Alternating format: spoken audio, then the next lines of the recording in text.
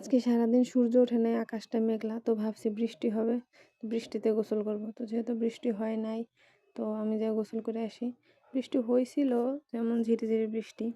তো এখানে যে কালকের ক্লে রাখছিলাম, তো এই ক্লেটা ভিজায় রাখছি যে নরম হলে এবার হাত দিয়ে চিনি ঠিক করব।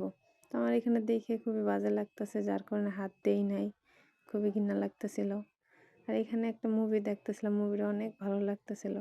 মুভি দেখতে দেখতে একটা বিস্কিট আনছি, এক প্যাকেট বিস্কিট এনে বিস্কিটটা যে খাবো, ভিজাই খাবো, তো আর বাটি কুটি পাইতাছি না, যার কারণে এটা হলো জোগাড়। বালিশের উপর বিস্কিট থেকে পলির মধ্যে পানি, প্রায় আমি অনেক সময় অনেকের উপায় করি।